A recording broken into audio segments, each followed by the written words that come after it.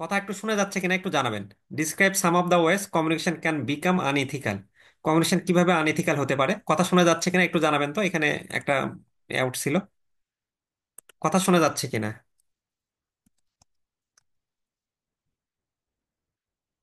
কথা শোনা যাচ্ছে কি? শোনা যাচ্ছে, সবাই বলতেছে হ্যাঁ। ওকে দাদা, তনয় ঘোষ। জি, শুনতে পাচ্ছি, শুনতে পাচ্ছি। আহ ওকে, আমরা এতে যাই আর কি। আচ্ছা, থিওরি অ্যান্ড প্রসেস অফ কমিউনিকেশনে আমরা 6 number, describe some of the ways communication can become unethical. বলতেছে যে এই যে দেখেন 98তম ব্যাংকিং প্রফেশনাল এক্সামিনেশন এসেছিল, এবং এইটা হচ্ছিল আইবিবি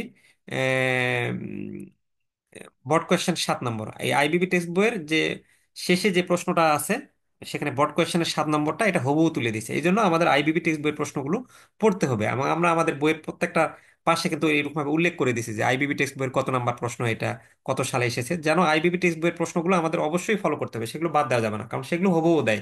আর সেই প্রশ্নগুলো আমরা আমাদের গাইড বইয়ে রেখেছি, এর বাইরে আমরা প্রশ্ন রাখি নাই।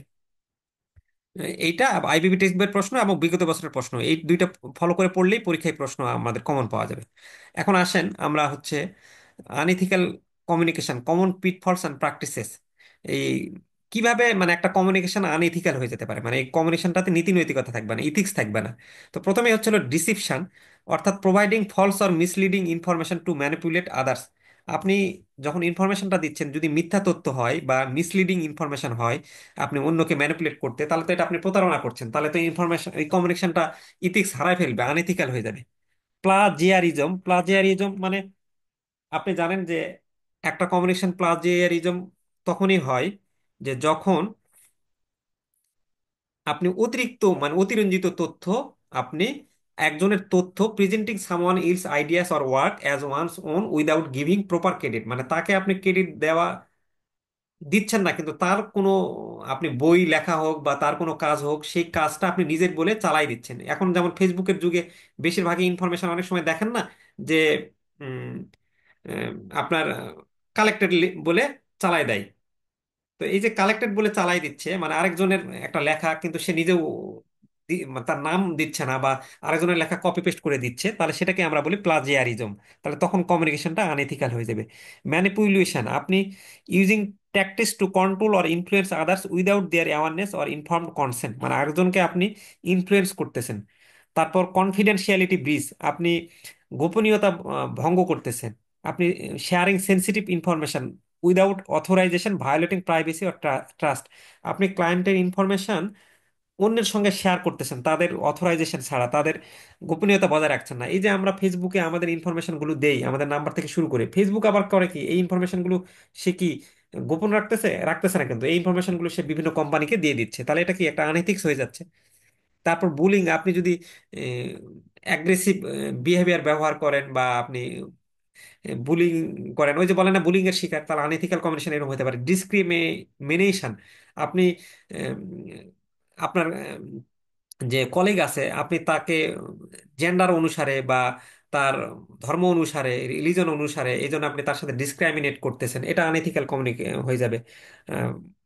তারপর সিলেক্টিভ ডিসক্লোজার, আপনি ইচ্ছে করেই intentionally emitting relevant information to create a biased or incomplete narrative, আপনি ইচ্ছে করেই কিছু কিছু বিষয় তাকে জানাচ্ছেন আর কিছু বিষয় জানাচ্ছেন না, তাহলে কমিউনিকেশনটা আনএথিক্যাল হয়ে যাবে। Conflict of interest, prioritising personal interest over the well being of others or the organisation, অর্থাৎ ওই যে কনফ্লিক্ট অফ ইন্টারেস্ট কখন বলে, যখন আপনি আহ, আপনার যে অর্গানাইজেশন সেই অর্গানাইজেশনের ইন্টারেস্টটাকে গুরুত্ব না দিয়ে নিজের ইন্টারেস্টটাকে আপনি গুরুত্ব দিচ্ছেন, তাহলে তখন তো সেটা আপনার এই যে কনফ্লিক্ট অফ ইন্টারেস্ট হবে, যে নিজের ইন্টারেস্টটাকে দেখতেছেন অথচ আপনার বৃহত্তর স্বার্থে আগে দেশের ইন্টারেস্ট অথবা অর্গানাইজেশনের ইন্টারেস্ট দেখতে হবে, কিন্তু সেটা না করে আপনি নিজের ইন্টারেস্টটা দেখতেছেন, তাহলে কমিউনিকেশন আনইথিক্যাল হয়ে যাবে।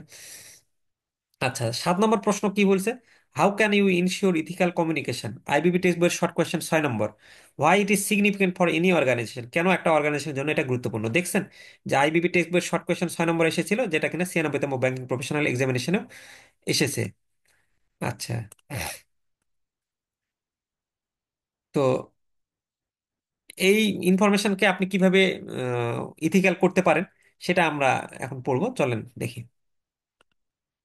যদি একটা ইনফরমেশন বা একটা কমিউনিকেশন ইথিক্যাল হবে তখনই যখন আপনি সেখানে অনেস্টি রাখবেন, যে always be truthful and avoid deception, আপনি ট্রুথফুল থাকবেন এবং প্রতারণার এড়াই চলবেন। Respect, treat others with dignity and consider there perspectives, অন্য আরেকটা মানুষের সাথে আপনি কি করবেন, ডিগনিটি এবং কনসিডার অনুসারে তাকে রেসপেক্ট করবেন। ট্রান্সপারেন্সি রাখবেন, আপনি ইনফরমেশনটার মধ্যে কোনো লোকসুপা রাখবেন না, তাহলে কমিউনিকেশন ইথিক্যাল হবে। ইন্টিগ্রিটি রাখবেন, সততা রাখবেন। কনফিডেন্সিয়ালিটি, আপনি অবশ্যই তার ইনফরমেশনগুলো কনফিডেন্সিয়ালি রাখবেন, গোপনীয়তার এতে বজায় রাখবেন। প্রাইভেসিটা রেসপেক্ট করবেন। তারপর লিসেন অ্যাক্টিভলি, আপনি কমিউনিকেশন শোনার, যখন যার সাথে কমিউনিকেট করতেছেন তখন তার কথা আপনি মনোযোগ সহকারে শুনবেন। বি এমপ্যাথেটিক, তার আবেগের প্রতি আপনি মনোযোগ দিবেন। Don't use negative tone, negative tone use করবেন না। ডু নট ইন্টারাপ্ট আদার্স, একজন কথা বলতেছে কিন্তু তাকে আপনি থামাবেন না, তারকে ইন্টারাপ্ট করবেন না। একসেপ্ট রেসপন্সিবিলিটিস, আপনার যে দায়িত্ব আছে সেই দায়িত্বটা নিয়ে নেবেন। এবং সিগনিফিকেন্স ফর অর্গানাইজেশন, এগুলো ফলো করলে আপনি একটা কমিউনিকেশন যখন মানে ইথিক্যাল কমিউনিকেশন নিশ্চিত করতে চাচ্ছেন, এই ইথিক্যাল কমিউনিকেশন নিশ্চিত করতে গেলে আপনার সেখানে ট্রাস্ট থাকতে হবে, ট্রান্সপারেন্সি থাকতে হবে, আপনার কমিউনিকেট ওপেনলি করতে হবে, সেখানে আপনার প্রাইভেসিটা বজায় রাখতে হবে, আপনার মনোযোগ সহকারে শুনতে হবে, এবং নেগেটিভ টোন ইউজ করা যাবে না। আর এই ইথিক্যাল কমিউনিকেশনটার গুরুত্ব কি, এই যখন আপনি এইভাবে আপনি কমিউনিকেট করবেন তখন সেটা কি করবে, বিল্ড ট্রাস্ট অ্যান্ড ক্রেডিবিলিটি, তখন সেটা কিন্তু একজন আরেকজনের মধ্যে আস্থা এবং বিশ্বাসের যোগ্যতাটা গড়ে উঠবে। যে এই যে আপনার বিভিন্ন স্টেক হোল্ডার রয়েছে, কাস্টমার আছে, এমপ্লয়ি আছে এবং পাবলিক আছে, তারা কিন্তু তার প্রতি, আপনার প্রতি ট্রাস্ট গড়ে উঠবে। এই যে আপনারা পরীক্ষার আগে যে অনেকে বলে, অনেক কোচিং সেন্টার, এই যে টাইম স্মার্ট, এটা অনেকের কাছে শুনছি যে এটাও বেশিরভাগ করে, যে বলে যে 5-6টা প্রশ্ন দিব প্রতিটা চ্যাপ্টার থেকে, 5 সেট প্রশ্ন কমন। কিন্তু এখনকার যুগে আপনার আইবিবি এমন প্রশ্ন করে যে আপনি যদি ওই 5 সেট মানে একটা চ্যাপ্টার থেকে 5টা করে প্রশ্ন যান, তখন 5 সেট তো কমন থাকবে না, থাকবেই না। আবার ওই সাজেশন 120 টাকা 30 টাকা করে তারা বিক্রি করে। বিভিন্ন ফেসবুক পেজ বলে যে আমি এমন পিডিএফ দিচ্ছি, 2 দিন পরেই পাস করবেন। আরে ভাই, 2 দিন পরে যদি পাস করেন আর ওই 5টা করে প্রশ্ন করেন, বেশিরভাগ এরকম ভাবে ধরা খায়, যদিও বাঙালিরা মানে কম খরচে করতে যায়, পরে গিয়ে দেখা যায় না, এইভাবে হয় না আর কি। তো এগুলো থেকে সাবধান থাকতে হবে। মানে একেবারেই একটা উম, থেকে আপনি 3-4টা প্রশ্ন পড়ছেন, তখন তো আপনি নিজে রিস্কি জোনে ফেলাই দিচ্ছেন। আচ্ছা, importance of ethical communication, stronger relationships. Ethical communication promotes respect and understanding, leading to stronger relationships with employees, partners and clients. আপনার যদি কমিউনিকেশন ইথিক্যাল হয় তাহলে রিলেশনশিপটা আপনার ভালো বাড়বে। তারপর রিডিউস রিস্ক, রিস্কটা আপনার মিনিমাইজ হবে। এমপ্লয়ি এঙ্গেজমেন্ট, যখন আপনি এমপ্লয়ির সঙ্গে আম, তাকে রেসপেক্ট দিয়ে তার সঙ্গে কথা বলবেন, ডিসক্রিমিনেশন রাখবেন না, তখন কি হবে, এমপ্লয়িরা এঙ্গেজমেন্ট হবে। Ethical communication encourage employees engagement by ensuring their voices are heard and respected. Positive brand image, আপনার সম্পর্কে ইমেজটা ভালো দাঁড়াবে, যে এরা যেটা বলে, যে প্রমিসটা করে, তারা সেটাই করে আর কি। Making the organisation attractive to customers and investments, তখন কাস্টমারকে কি করে, অ্যাট্রাকটিভ করে এবং ইনভেস্টরদের করে। Legal and regulatory compliance, ethical communication helps ensure compliance with laws, regulation and industry. Customer satisfaction, overall আপনার ইথিক্যাল কমিউনিকেশন কি হবে, যে ট্রান্সপারেন্সি আপনার মেনটেন করেন যেহেতু, এবং কন্ট্রিবিউটস টু কাস্টমার স্যাটিসফ্যাকশন, তখন কাস্টমাররাও আপনার স্যাটিসফাইড হয় যে এরা যেটা বলে, এরা ঠিক আমার ইনফরমেশন এরা ঠিক মতো রাখতেছে, আমার ইনফরমেশনকে তারা রেসপেক্ট করতেছে, তাহলে আলটিমেটলি কাস্টমার কি হবে, স্যাটিসফাইড হবে। আচ্ছা, হোয়াট ইজ এক্সটার্নাল কমিউনিকেশন এবং ইন্টারনাল কমিউনিকেশন। এক্সটার্নাল কমিউনিকেশন মানে আপনার অর্গানাইজেশনের বাইরে যখন একটা কমিউনিকেশন হবে সেটাকে বলে এক্সটার্নাল কমিউনিকেশন। আর ইন্টারনাল কমিউনিকেশন মানে আপনার অর্গানাইজেশনের ভিতরে যখন একটা কমিউনিকেশন হবে তখন হচ্ছে হলো এটা ইন্টারনাল কমিউনিকেশন। এই যে internal communication involves the exchange of information, message and feedback among individuals and groups within an organization। Internal কমিউনিকেশনটা ঘটে একটা অর্গানাইজেশনের ভিতরে। এটা টার্গেট অডিয়েন্সকে, যেহেতু অর্গানাইজেশনের ভিতরে employees at all levels within the organisation, অর্গানাইজেশনের যারা এমপ্লয়ি থাকে, এটার গোলটা কি, গোলটা হলো কোম্পানির ইনফরমেশন শেয়ার, আপডেট, এগুলো প্রচার করা। চ্যানেল কি, আপনি আপনার ইনফরমেশনগুলো মিটিং এর মাধ্যমে জানতে পারেন, ইমেইলের মাধ্যমে জানাতে পারেন, কোম্পানির ইন্টারনেটের মাধ্যমে জানাতে পারেন, ইন্টারনাল নিউজ লেটার থাকতে পারে, ইনস্ট্যান্ট মেসেজিং প্ল্যাটফর্ম থাকতে পারে, শেয়ারিং। আর এক্সটার্নাল কমিউনিকেশন হচ্ছে হলো exchange of information between an organisation, একটা অর্গানাইজেশন এবং ওই অর্গানাইজেশনের যারা এক্সটার্নাল অডিয়েন্স আছে তাদের সঙ্গে যখন কমিউনিকেশনটা হবে, ইনফরমেশনটা শেয়ারের মধ্যে হবে, তখন হলো এক্সটার্নাল কমিউনিকেশন। এক্সটার্নাল কমিউনিকেশনের টার্গেট অডিয়েন্সকে, এই যে আপনার কাস্টমার, কাস্টমার তার আপনার অর্গানাইজেশনের ভিতর না, তার বাইরের, তাহলে সে হচ্ছে আপনার টার্গেট অডিয়েন্স। তারপর আপনার বিনিয়োগকারী, সে বাইরের audience. Media partner, general public, গোলটা কি? আপনি জেনারেল পাবলিক কাস্টমারের সঙ্গে আপনি কথা বলতেছেন, কারণ হচ্ছে হলো আপনার ব্র্যান্ড অ্যাওয়ারনেসটা, প্রোডাক্ট অর সার্ভিসটা আপনার প্রমোট করার জন্য। Manage public perception, build relationships with the external stakeholders. Channel marketing material, social media platforms, press release, এগুলোর মাধ্যমে আপনি বাইরের মানুষের সঙ্গে কি করতে পারেন? কমিউনিকেট করতে পারেন। যে আপনার কমিউনিকেশনের বাইরের মানুষের সঙ্গে আপনি একটা ফেসবুক পেজের মাধ্যমে করতেছেন। এক্সাম্পল হতে পারে আপনি যখন প্রোডাক্ট লঞ্চ করবেন তখন আপনি প্রেস মিডিয়াকে জানাচ্ছেন, তাহলে প্রেস মিডিয়ার মাধ্যমে আপনার কাস্টমাররা আপনার প্রোডাক্ট সম্পর্কে জানলো। মার্কেটিং ক্যাম্পেইনের মাধ্যমে আপনি জানাতে পারেন, প্রেস রিলিজ জানাতে পারেন। আচ্ছা, what are the elements of professionalism, describe is element briefly. দেখেন আইবিবি বোর্ড কোয়েশ্চেন 4 নম্বর একেবারে সরাসরি এই বোর্ড কোয়েশ্চেনটা 99তম বিপিএ তে তুলে দিয়েছে। সো আমাদের পাশে এটা আমি কোনো বই আর পাবেন না যে এরকম ভাবে পাশে আইবিবি বোর্ড কোয়েশ্চেন 4 বা আইবিবি বোর্ড কোয়েশ্চেন 3 কোথা থেকে নিয়েছে সেটা মানে লেখা নেই। তো আমরা ওই বোর্ড কোয়েশ্চেন এবং বিগত বছরের প্রশ্ন পড়লেই কিন্তু আমাদের 90% প্রশ্ন কমন হয়ে যাবে। আমি এই জন্যই বারবার বলতেছি যে আমাদের এমন গাইড বই ফলো করতে হবে। ওই 300-400 পেজের ছাত্রবন্ধু বা স্টার পাবলিশনের গাইড বই ফলো করে, যে আইবিবি টেক্সট বই ছাড়াও আপনাদের নতুন সিলেবাস ছাড়াও সে যদি আগের 10 বছরের আগের প্রশ্ন নিয়ে আসে তো আপনার মারার দরকার নাই। আপনার এত কষ্ট করে ওগুলো পড়ার দরকার নাই, যেগুলো আপনার পরীক্ষায় আসে না। শুধু শুধু আপনি কেন এত বার্ডেন নেবেন? আচ্ছা, what are the elements of professionalism. প্রফেশনালিজমের এলিমেন্ট গুলো কি? আহ, এটা আপনি যদি একদিন ভালো করে মনোযোগ সহকারে পড়েন, যারা 2-3টা সাবজেক্ট পরীক্ষা দিচ্ছেন তাদের তো কোনো ব্যাপারই না। সপ্তাহের জাস্ট শুক্রবার শনিবার আপনি একটু সময় দেন। আমরা ব্যাংকে জব পাইছি এত কষ্ট করে, তো জব পাওয়ার পরে আমার যেটা পরীক্ষা দিলে আমার প্রমোশন হবে সেটার জন্য কি আমি একটু সময় দিব না? খুব বেশি তো সময় দিতে হবে না। আমি শুক্রবার শনিবার একটু আহ, সময় দেই। খালি এই বিজনেস কমিউনিকেশনটা যেহেতু ইংলিশ ভার্সনে, মানে একদমই মানে বানায় লেখা যায় না, একটু আপনি ফ্রি হ্যান্ড থাকলে বানায় লিখতে পারবেন, কিন্তু 1-2 লাইন তো মুখস্থ করতে হবে। তো এই জন্য এই সাবজেক্টটা একটু সময় দেওয়া লাগবে। বাকি সাবজেক্টগুলো তো যদি আপনারা যারা আমাদের ক্লাস নিয়েছেন এবং হ্যান্ড নোট পড়তেছেন, আপনি পয়েন্টগুলো মুখস্থ রাখলে এবং ইয়া করলে খুব বেশি জটিল না তো। অনেকে গতবারে আমাদের কাছ থেকে নিয়ে 1 মাসের মধ্যেই পাশ করছে, এরকম অনেকেই আছে। ইংলিশে 6টা নিয়েছে, একবারই পাশ করছে। বাংলা 6টা পরীক্ষা দিয়েছে, আমাদের হ্যান্ড নোট নিয়েছে, একবারে পাশ করছে।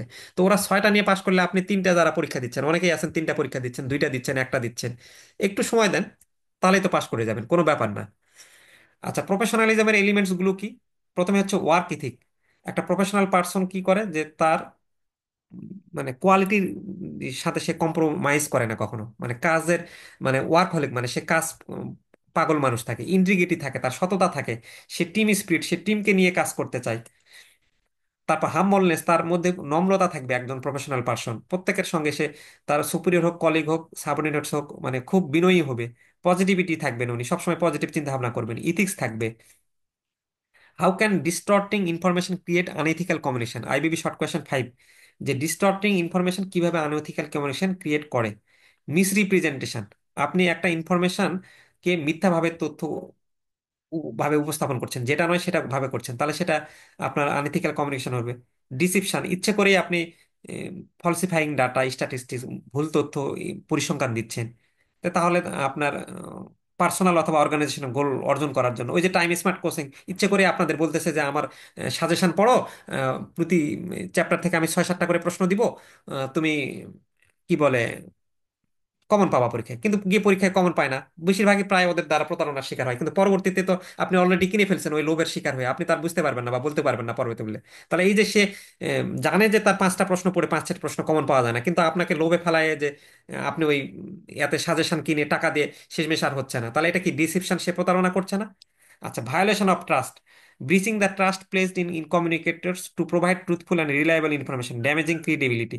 মানে আপনি বিশ্বাসের ভায়োলেট যখন করতেছেন। তারপর harm to others, unethical communication কি করতে পারে? Can harm individual, organization or society through false rumours, financial losses or reputational damage. আপনি মিথ্যা গুজব ছড়ায়, এই যে আমরা এখন শুনতেছি না প্রায় সময় গুজব ছড়াচ্ছে, তাহলে গুজব ছড়ায় আমি আর অন্য আরেকজনের কি ক্ষতি করতেছি? বিশেষ করে ধর্মের ক্ষেত্রে গুজব ছড়ায় অনেক বেশি, একটা ধর্ম আরেকটা ধর্মকে ক্ষতি করে। তাহলে এটা কি কমিউনিকেশনটাকে আনএথিক্যাল করতেছে। ইরোশন অফ ইন্টিগ্রিটি, সততার অবক্ষয় হচ্ছে। লিগ্যাল অ্যান্ড রেগুলেটরি ভায়োলেশনস, আপনার লিগ্যাল যে ভায়োলেশন গুলো আছে সেগুলো আপনি মানতেছেন না। তো এই ছিল আমাদের আজকের ক্লাস। আমার বিশ্বাস আপনারা সবাই বুঝতে পারছেন। আমি এখন একটু আপনাদের যদি কারো কোনো কিছু বিষয় থাকে, আমি সুযোগ করে দিচ্ছি কথা বলার। আপনারা কেউ প্রশ্ন থাকলে করতে পারেন, নাহলে আমরা ক্লাসটা এখানে শেষ করব। আর আমি ওই অনেকে তো অলরেডি আসেনি যারা পেইড মেম্বার আমাদের। আমাদের আজকে তো ইচ্ছে ছিল, আমার বিটা বিটা শেষ করার সময় হয় নাই। আপনারা একটু ওই আমাদের পেইড হোয়াটসঅ্যাপ গ্রুপটাতে যারা জয়েন আছেন অলরেডি, তারা একটু মাঝে মধ্যে চোখ রাখবেন। দেখি আমি যদি কালকে ক্লাস দেওয়া যায় একটা, কালকে ক্লাস দিয়ে দিতে পারি, তবে জানাবো আপনাদের। আর আমাদের ক্লাসগুলো যেহেতু আহ, সবগুলোই আপনার আহ, কি বলে আমাদের রেকর্ড করা থাকতেছে, সো যদি কোনো কারণে কোনো ক্লাস মিস হয়, কোনো পারিবারিক কারণে কোনো দিন 8:30টায় আসতে পারেন নাই, বিভিন্ন কারণে ক্লাস মিস হতেই পারে, এটা নিয়ে কোনো টেনশনের কারণ নেই। সঙ্গে সঙ্গেই আমরা সেদিনই বা পরের দিন সকালের মধ্যে আপলোড করে দিচ্ছি, এবং এই ক্লাসগুলো আমরা হচ্ছে হলো আপনাদেরকে কিন্তু আমাদের পেইড গ্রুপে আমরা কিন্তু সেটা দিয়ে দিচ্ছি। তো সো এটা নিয়ে কোনো ওরিড হওয়ার কারণ নেই। ফার্স্ট ক্লাসগুলো আমাদের শুধুমাত্র ইউটিউবে যাবে। আহ, প্রতিটা সাবজেক্টের ফার্স্ট ক্লাস আমরা সবাইকে করার সুযোগ করে দিব, বাট পরের ক্লাসগুলো আপনাদের শুধুমাত্র যারা পেইড নিচ্ছেন তারাই পাবেন। আচ্ছা, এই ছিল আপনাদের সাথে কথা বলা। আর যদি কারো, এখন আমি আরেকবার করে দিচ্ছি, সুযোগ করে দিচ্ছি, কারো কোনো প্রশ্ন থাকলে এখন করতে পারেন, নাহলে আমি ক্লাসটা শেষ করে দিব এখানে। এখানে কিন্তু মাত্র 10টা প্রশ্ন, 10টা প্রশ্ন পড়লে এখানে এক সেট, 100%, এক সেট থেকে 2 সেট প্রশ্ন। তো এই 10টা প্রশ্ন যদি আপনি মনোযোগ সহকারে পড়েন, 2 দিন সময় দিলেই কিন্তু, শুক্রবার শনিবার সময় দিলেই এই 10 সেট প্রশ্ন মধ্যে একটা সেট প্রশ্ন পাওয়া যাবেই, এবং খুব বেশি কঠিন না। সো এই চ্যাপ্টারটা আমরা সবাই ভালো করে পড়বো। এখন বলতে পারেন কেউ কোনো কিছু বলতে চাইলে আপনারা, আমি এই যে সুযোগ করে দিলাম। স্যার আমরা কি এই যে আপনাদের বইটা এর হ্যাঁ, বাইরে কি কোনো কোশ্চেন পড়া দরকার আছে না, এগুলো পড়লেই হবে? আচ্ছা, জাফিয়া ভাই মানে বলছেন মনে হয়, নাকি না নিজের একটু নামটা বলবেন, কোন নু- ব্যাংকে আছেন একটু বলবেন। এই যে আমার ওটা মেয়ের নামে সেভ করেছিল তো, তাই। আচ্ছা আমার ঠিক নাম আছে, নুরুল আপনার ইসলাম। নামটা বলেন একটু, কোন ব্যাংকে আছেন আপনার নামটা বলেন নুরুল একটু। ইস- নুরুল নুরুল ইসলাম, ইসলামী ব্যাংক। আচ্ছা, ইসলামী ব্যাংক। আপনি কি আমাদের বইটা নিয়েছেন নুর ইসলাম ভাই, নাকি না নেন নাই? জি জি জি জি, নিয়েছি, পেড গ্রুপে আমি অ্যাড আছি। আচ্ছা, ওকে। নুর ইসলাম ভাই, থ্যাংক ইউ ভেরি মাচ আপনার প্রশ্নের জন্য। ইনশাল্লাহ আমার মানে গতবারের যে অভিজ্ঞতা, গতবারে সবাই জি মানে আপনার এটা পড়ার পরে ওরা 90% প্রশ্ন কমন পাইছে, এবং ওরা আমাদের ফিডব্যাক দিয়েছে। আপনি দেখে নিতে পারেন। আর আরেকটা জিনিস আমি দেখলাম যে 4টা বছরের প্রশ্ন অ্যানালাইসিস করে আমি দেখছি যে নুরুল ইসলাম ভাই মূলত জি। আপনার তো এখানেও আমি দেখাই দিলাম মনে হয় স্লাইডে, ওই যে দেখলেন না যে মানে সরাসরি টেক্সট বইয়ের প্রশ্ন আপনার মানে তুলে দিচ্ছে, এবং বিগত বছরের প্রশ্ন তুলে দিচ্ছে। তাহলে এই বাইরে যেহেতু আমি নোটে দেই নাই, এর বাইরের প্রশ্ন কি আমি নোটে দিয়েছি? প্রশ্ন যেহেতু এর না। মধ্যেই আসে, তাহলে এর বাইরে কি আমার অতিরিক্ত, যেমন ছাত্রবন্ধু বা স্টার পাবলিকেশনে অতিরিক্ত আরো 15-20টা প্রশ্ন দিয়েছে? আপনি হ্যাঁ, কি? আমি ওদের ওদের কোচিং করছি আমি। হ্যাঁ, ওদের কোচিং গত বছর করছিলাম। কাদের? ওদের কোচিং টাইম টাইম স্পেন্ডের কোচিং আমি গত বছর করছি, কিন্তু আমাকে ভালো লাগে না। এই জন্য আমি এবার আপনার এখানে অ্যাড হয়েছি। আচ্ছা, এই যে আপনি নিজেই বললেন অন্যান্য প্রচুর আমার আছে এরকম ভাবে, এবং নুরুল ইসলাম ভাই অনেক আমি জানি কোশ্চেন, যে অনেক কোশ্চেন ওদের। ওদের তারপর আচ্ছা। ওদের মান যে খারাপ হ্যালো। অনেকেই বলে সরাসরি। আরেকটা আমি বিষয় বলি, ওরা অনেক সময় ক্লাস ছাত্রদের নিয়ে করায়, ছাত্রদের দ্বারা করায়, জি। কোনো কিছুই বলে না। ওরা বলতেছে যে আইবিপি প্রফেশনাল অমুক তমুক, কিন্তু আপনি একটা ব্যাংকারদের মতন আপনি টাকা দিয়ে ওখানে এক করছেন, তো একটা স্টুডেন্টকে দিয়ে আপনার ক্লাস করাচ্ছে, এটা কি মানে জাস্টিফাই? কতটুকু জাস্টিফাই? আচ্ছা ঠিক আছে, মেসির ভাই বলেন, ভাই আচ্ছা, বলেন। আমার একটা কোশ্চেন আছিল। হ্যাঁ বলেন। আচ্ছা, আমার এক কোশ্চেন ছিল, পেইড গ্রুপ যেটা, সেটা মানে আর কিভাবে মানে ই করতে হবে? আমি তো নতুন আজকে আচ্ছা মেসির ভাই, ওইটা পেইড আমাদের, গ্রুপে মানে আহ, আচ্ছা ওকে, আমরা একটা ফ্রি গ্রুপ রাখছি এখানে। ফ্রি জি। গ্রুপে আমাদের ফার্স্ট চ্যাপ্টার পর্যন্ত ফ্রি ম্যাটেরিয়ালস তারা পাবে, সাজেশন গুলোও আমরা তাদেরকে দিব, কিন্তু তারা মানে দেরিতে পাবে। কিন্তু আপনার তো দেরি করে লাভ নাই, আপনার তো তাড়াতাড়ি প্রিপারেশন নিতে হবে। তো আমরা অলরেডি আমরা একটা গুগল ড্রাইভ রেডি করতেছি, এটা মানে যারা শুধু পেইড করতেছে তাদেরকে আমরা আগে আগে সাজেশন গুলো দিব, মানে যেন তারা একটু এগিয়ে থাকে। কারণ তারা আমাকে অনেকে বলতেছে যারা পেইড নিয়েছে যে স্যার আপনি আমরা আচ্ছা। টাকা দিয়ে নিচ্ছি, সেম জিনিস ওদেরও দিচ্ছেন আপনারও দিচ্ছেন। তো তখন ওদের কথা চিন্তা করে অনেকে, আমি বললাম যে ঠিক আছে, তাহলে আমি এখানে একটা জিনিস করতে পারি, যে আপনাদেরকে আমি আগে দিব, আর ওরা একটু দেরিতে পাবে, 10 দিন বা 15 দিন। ওরা 10 দিন বা 15, আপনারা সরাসরি রেডি হয়ে গেলেই পাবেন, আমার ইউটিউবে যখন যাবে তখন ওরা পাবে, বা আরো কিছুদিন পরে পাবে। আর পেইড গ্রাফে আমাদের এটা হচ্ছে হলো আমাদের আপনি যদি ক্লাসটা নিতে চান তাহলে আমাদের হচ্ছে হলো 500 টাকা, মানে বিজনেস কমিউনিকেশনের জন্য আমরা অনলি 500 টাকা রাখছি আর কি। তাহলে বাকি ক্লাসগুলো নিয়ে নিতে পারবেন এখান থেকে। বিশেষ করে আমরা যখন লেটার রাইটিং, রিপোর্ট রাইটিং এ যাব, সেটা কিন্তু খুব গুরুত্বপূর্ণ, এবং আমাদের হ্যান্ড নোটের সাহায্যে আমরা যখন সরাসরি ক্লাসে আপ- আলোচনা করব, ওইটা কাজে দিবে আপনার জন্য। জি। আচ্ছা, আর কারো কোনো প্রশ্ন থাকলে বলতে পারেন বলতে। আচ্ছা, এখন ওই যে 500 টাকা দিলে আমি পেইড গ্রুপে চলে যাবো, এই তো? জি জি, আমাদের ওই আপনার আমার যে হোয়াটসঅ্যাপ নাম্বার, ওই নাম্বারে আপনি আলাদাভাবে ইনবক্স দিবেন, আমরা আপনি বিকাশে পেইড করলে আপনাকে আমরা ওই পেইড গ্রুপে লিংক দিয়ে দিব, এবং বিজনেস কমিউনিকেশনের সাথে আমি ফেসবুক সিক্রেট গ্রুপের একটা লিংক দিব। ওই লিংকে ক্লিক করলে আপনি যখন আমাদের বিজনেস কমিউনিকেশন গ্রুপে জয়েন হয়ে যাবেন, তখন আপনি যেটা সুবিধা হবে যে আপনি কোনো কারণে কোনো একটা ক্লাস মিস করছেন বা দুইটা ক্লাস মিস হয়েছে, আহ, আসতে পারেননি, অসুস্থ, ক্লাস করতে ভালো লাগছে না, এটাই হচ্ছে হলো লাইভ মানে আপনার ক্লাসের সুবিধা। যে আমরা কি হইতো যে অফলাইনে হলে আমি ওই যদি ক্লাস মিস করি তাহলে ওই ক্লাস জীবনও পাবো না। আর এখানে আপনি চাইলে ক্লাসটা ওই দিন দেখেন নাই, পরের দিন সকালবেলা আপনি মানে খুব টায়ার্ড হয়ে গেছেন, দেখতে পারেন নাই, পরের দিন সকালবেলা উঠে আপনি ফ্রেশ মুডে ক্লাসটা দেখলেন, বা কোনো কারণে বুঝতে পারেন নাই, ক্লাসটা একবার দেখছেন লাইভ ক্লাসে, আপনি আরেকবার দেখলেন আর কি, এরকম একটা সুবিধা থাকছে। আ- আরেকটা সুবিধা রাখছি যে আগের বছরের ভিডিওগুলোও রাখছে, আপনি চাইলে আমি যখন আচ্ছা স্যার, আমি এখানে কাটা কাটা বুঝি নাই। জি জি মেসির ভাই। তো আচ্ছা, ওই যে কথা বলার মাঝখানে আমার লাইন ডিসকানেক্ট হয়ে আবার অটো কানেক্ট। আচ্ছা, এবার বোঝা যাচ্ছে, শুনতে পাচ্ছেন অন্যরা কথা? এবার শুনতে পাচ্ছেন? আমি দিলে আমাকে অ্যাড করে নেবেন, এই তো? আচ্ছা, হ্যাঁ হ্যাঁ, আপনি হ্যাঁ, পার্সোনালি, এখন শুনতে পাচ্ছি। হ্যাঁ পার্সোনালি আপনি আমাকে নক দিন। ওই আমি তাইলে ওই ওই গ্রুপে জয়েন। হ্যালো।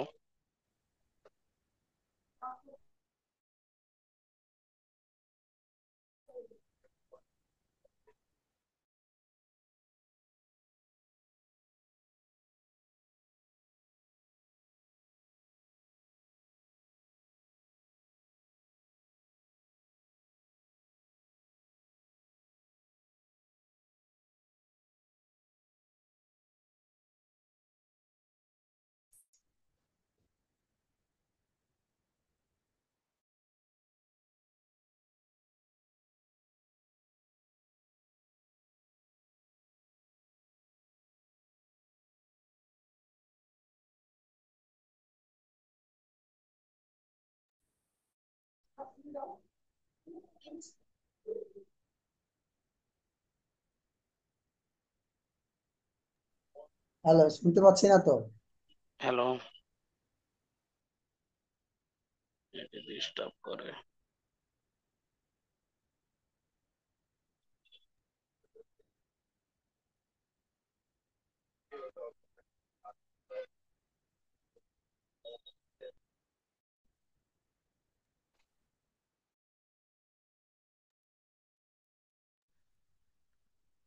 রাখতেছি, যদি কারো কোনো কিছু বলার থাকে লাস্টটা একটু বলতে পারেন, নাহলে আমি ক্লাসটা শেষ করে দিচ্ছি। কারো লাস্টে বলার থাকলে বলতে পারেন। সোলাইমান ভাই। স্যার, আমার তো বলা শেষ হয় না, লাইন বারবার হ্যাঁ কাটা কাটা আচ্ছা, আসে, বুঝি না আর কি। আচ্ছা ঠিক আছে, বলেন, হ্যাঁ বলেন। আচ্ছা, ওই যে হ্যান্ড নোটটা স্যার কিভাবে আমি কোন জায়গা থেকে কালেক্ট করতে পারি? আচ্ছা, আপনি ওই যে আমাদের গ্রুপে আছেন না, গ্রুপে আপনি একটা মেসেজ দেন, আমি ওখানে কি বলে দিয়ে দিবে আমাদের মডারেটর, বা আমি আপনার সঙ্গে ইনবক্সে যোগাযোগ করে নিব। আমাদের বিসি গ্রুপে বা যে গ্রুপে আছে আপনি জাস্ট একটু ওকে ওকে। করেন আর কি। বা এই যে আপনাদের যদি প্রবলেম হয়, মানে আমি এখানে দরকার হলে আমার নাম্বারটা আচ্ছা জাস্ট মেসেজে আমি নাম্বারটা আরেকবার আমার দিয়ে দিচ্ছি, আমাদের মানে সবার কাছে যেটা আছে, জিরো ওয়ান আচ্ছা। Seven five three 551। জি জি, আপনার নাম্বারটা দিয়ে দিলে একটু ভালো হয়। এই যে আমি দিয়ে দিলাম মেসেজে, হ্যাঁ মেসেজে আপনি ইয়া করে নেন। আচ্ছা সোলাইমান ভাই, আপনি তো ঢাকা থেকে মনে হয়। হ্যাঁ, আমি ক্লাস করতেছি আর কি। আচ্ছা বলেন, আপনি নিয়ে এটা নিয়ে খুবই ভয় আছে আপনার সঙ্গে আমার মাঝে না, মধ্যে ভয় বলতে গিয়ে কি, যখন আপনার ক্লাসটা করি ভাইয়া তখন হ্যাঁ, মনে হয় যে একদম easy। যখন ক্লাস থেকে বের হয়ে যায় তখন অনেক কঠিন মনে হয় কি যে একটু দেখা যাক না কি করা যায় আর কি। দেখতেছি, আমি আজকে পুরাটাই ছিলাম আপনার সাথে। আচ্ছা। আর ভালো লাগে আর কি। আর ইয়া হ্যাঁ এমনি আমি যে চলুক না, আমার তো সময় আছে, আমার চলতে থাকুক, দেখি না কোথায় গিয়ে দাঁড়ায়। টেনশনও লাগে, এই ইংলিশটা একটু ঝামেলা হয়, রিয়ান রাইটিং এর কারণেই আসলে মূলত এই সমস্যাটা। দেখা যাক ইনশাআল্লাহ। আচ্ছা, আপনার ভয় পাওয়ার কোনো কারণ নাই, আমি খালি বারবার উদাহরণ দিচ্ছি মানে সবাইকে, যে গত বছর আমাদের একজন জয়েন করছিল 50 বছরের উপরে, তো এখানে কেউ আমার মনে হয় 50-এর উপরে নাই। তো যেহেতু আহ, এই 50-এর উপরে নাই, আমি যেটা বলি যে সোলাইমান ভাই, আপনি আপনি পার্সোনালি আমাকে অনেক সময় ইনবক্সে মেসেজ দেন, আমি ব্যস্ততার কারণে অনেক সময় সরাসরি ইয়া দিতে পারি না, কিছু মনে করবেন না সবাই, মানে আমি চেষ্টা করি সবাইকে দেওয়ার, বাট আমি অনেক সময় ব্যস্ত থাকি। আপনাদের যে কোনো প্রবলেম হইলে, কোনো কিছু বুঝতে টুঝতে বা যে কোনো কিছুতে আমাকে নক দেবেন, আমি চেষ্টা করব। একটু সময় যদি লাগে কিছু মনে করবেন না। তো সোলাইমান ভাই সহ আমি সবাইকে বলি যে ভাই একটু সময় দেন, আপনারা ব্যাংকের মতন জব করতেছেন, এত ফাইট করে এইরকম জায়গায় আসছেন, এটা এমন কোনো ব্যাপার না, জাস্ট খালি একটু সময় দিলে ইনশাল্লাহ সবারই পাস হয়ে যাবে। আমি বারবার উদাহরণ দিই, ওই যে গতবারে ওনার বয়স হচ্ছে 50-র উপরে, উনি পাশ করে গেছেন, এবং আমাদের অনেকেই জয়েন করছিল 50-র উপরে এরকম। তো সো আপনারা এখানে অনেকেই আছেন, তরুণ আছেন, যাদের বয়স 40 বা 45, বা কেউ আছেন 35-30 এরকম। তো সবারই একটা ইনশাল্লাহ যদি সময় দেন তাহলে হয়ে যাবে। আর ফ্রি হ্যান্ড রাইটিং এর ব্যাপারটা আমি বলবো যে ফ্রি হ্যান্ড রাইটিং ভালো থাকলেও আপনি মনে করবেন যে এখানে যেহেতু ইংলিশের ব্যাপার, তাকে একটা করে লাইন মুখস্থ করতেই হয়, বা একটা করে সেন্টেন্স পয়েন্ট মুখস্থ রাখতেই হবে। বাংলায় পরীক্ষা দিলেও তো আমাদের কিছু সেন্টেন্স মেমোরাইজ করা লাগে, নাহলে তো আমরা পারি না। সেক্ষেত্রে ইংলিশ তো মেমোরাইজ করতেই হবে। আর যেহেতু 2 মাস সময় আছে, এই 2 মাসে আপনি কারোর সঙ্গে কমিউনিকেট করলে ইংলিশে কমিউনিকেট করেন না কেন? আপনি মেসের সাথে বা আপনার কারো পরিবারের সঙ্গে আপনি মেসেঞ্জারে কথা বললে ইংলিশে কমিউনিকেট করেন একটু একটু। শুক্র শনি বা অন্য দিন প্রতিদিন 5টা লাইন করে লেখেন। 5টা করে ইংলিশ লাইন লিখতে লিখতে তো আপনার দেখবেন যে 10 দিন 15 দিন পর আপনার কনফিডেন্সটা অন্য লেভেলে চলে গেছে। আবার ছোটবেলার মতন একটু টেন্স, তারপর রাইট ফর্ম অফ ভার্বস, মানে যেন সেন্টেন্স গুলো কারেকশন লিখতে পারেন, সেটা একটু দেখেন। সবার লাগবে না এটা, কেউ কেউ অনেকেই মানে অ্যাডভান্স আছেন, যারা নতুন অবস্থায় আছেন। আর যাদের ওইরকম নাই, একটু সময় দেন না, সময় দিলেই তো হয়ে যাবে, যেটার কারণে আমাদের ক্যারিয়ার অন্য জায়গায় যাবে। তো সেটার জন্য আমাদের সময় দিতে সমস্যা কি? আমি এটুকুই বলবো। এরপর আপনারা যদি কেউ বলতে চান কোনো কিছু, আমি আবার আপনাদের করে দিচ্ছি। শফিক ভাই মনে হয় টেনশনে আছেন, বেসিক ব্যাংকে উনি আমাকে মাঝে মধ্যে দেন, তবে টেনশনে থাকার কিছু নাই। আহ, আপনি করেন তাহলে হবে। আচ্ছা, প্রশ্নের স্টার নাই যে ধন্যবাদ শফিক স্যার। শফিক ভাই অলরেডি দিয়েছে, টেনশনে আছে, আমি স্টার দিয়ে দিব। তবে আপাতত আপনি 10টা প্রশ্ন তো আপনার পড়তেই হবে, এই 10টা প্রশ্ন তো কমানোর দরকার নেই। আর আমি এই যে সামনে আপনার সাজেশন আবার আলাদাভাবে বলে দিব যে কোন প্রশ্নগুলো বেশি গুরুত্বপূর্ণ, তখন দিয়ে দিব। আর ফার্স্ট চ্যাপ্টার আপনার কোনো প্রশ্ন বাদ দিবেন না, এই 10টা প্রশ্ন পড়তেই হবে। 10টা প্রশ্ন আরো কমাতে গেলে সমস্যা হয়ে যাবে। তারপর আমি বলে দেবো এর মধ্যে কোনটা গুরুত্বপূর্ণ। যেমন প্রথম প্রশ্নটা প্রতিবারই আসে, এই বিজনেস কমিউনিকেশনের গুরুত্ব কি, এটা 5 মার্কস প্রতিবারই থাকে। ধন্যবাদ স্যার। আচ্ছা, আপনি ধন্যবাদ। টেনশন নিয়েন না, আমি আছি আপনার সাথে। গতবার আমি এরকম ছিলাম অনেকের সাথে লেগে, আপনারা খালি একটু থাকেন, আপনি একটু সময় দেন, ইনশাল্লাহ হয়ে যাবে। ওকে। আচ্ছা, তাহলে আমরা ক্লাসটা আজকে এখানে শেষ করি। আর মনে হয় কারো কোনো কিছু নাই, লাস্ট থাকলে কারো কোনো কিছু প্রশ্ন থাকলে বলতে পারেন, নাহলে আমি শেষ করে দেবো। আচ্ছা, কারো কোনো কিছুই নাই প্রশ্নের আর। তো সকলকে আসসালামু আলাইকুম জানিয়ে আজকে ক্লাস এখানেই শেষ করছি। ধন্যবাদ সবাইকে এত কষ্ট করে জয়েন করার জন্য। ইনশাল্লাহ আমাদের নেক্সট ক্লাসে আবার দেখা হবে। সকলের জন্য রইল শুভকামনা, এবং সবাই যেন এই ব্যাংকিং ডিপ্লোমার প্যারা থেকে এবার বার হয়ে বের হয়ে যেতে পারে, একবার বা দ্বিতীয়বারে। এটাই আল্লাহর কাছে দোয়া।